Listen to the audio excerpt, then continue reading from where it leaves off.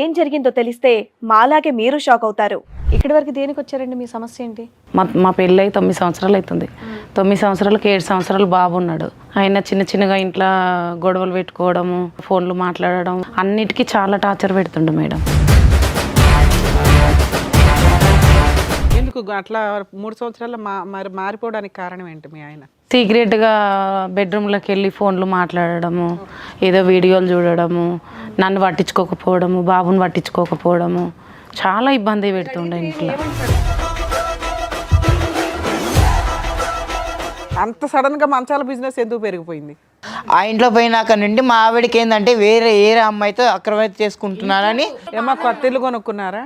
సొంత ఇల్లు కొన్నాము, ఇద్దరం కష్టపడ్డాము. నువ్వే ఆడ కష్టపడ్డావు, నువ్వు ఇంట్లోనే ఉన్నావుగా.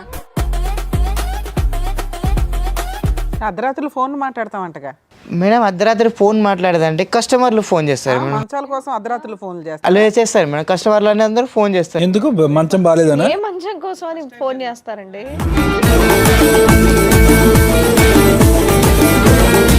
ఇన్నేళ్లు లేనిది కొత్తగా ఈ 3 ఏళ్ల నుంచి మీ ఆవిడకి మీ మీద అనుమానం వచ్చిందంటే దాని తగ్గట్టు మీరు ఏదో ప్రవర్తిస్తున్నట్టున్నారు.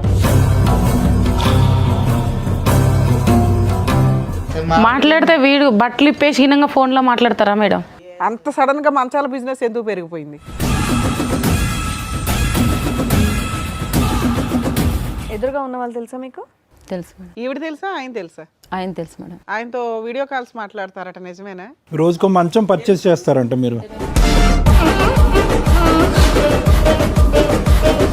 ఇన్స్టాగ్రామ్లో ఏంటి రీల్స్ చేస్తూ ఉంటారా మీరు?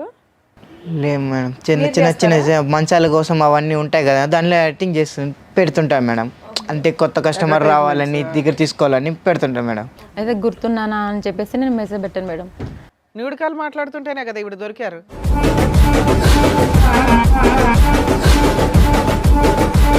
కాలింగ్స్ ఉన్నాయి, మీటింగ్స్ ఉన్నాయి సార్. మీటింగ్స్ ఎక్కడ బాబు? నేను చెప్పాను ఈ అబ్బాయి అబద్ధాలు చెప్పడని. సార్ వాళ్ళ ఇంట్లోనే మీటింగ్స్ సార్ మేము ఇద్దరం. వాళ్ళ ఇంట్లో ఎవరి మంచం వాళ్ళదేనా? ఒకే మంచమా?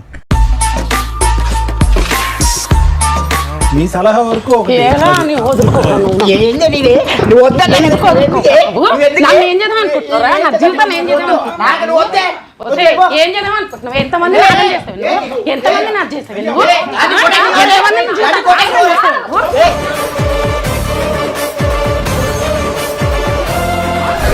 ఏం మాట్లాడుతున్నారు?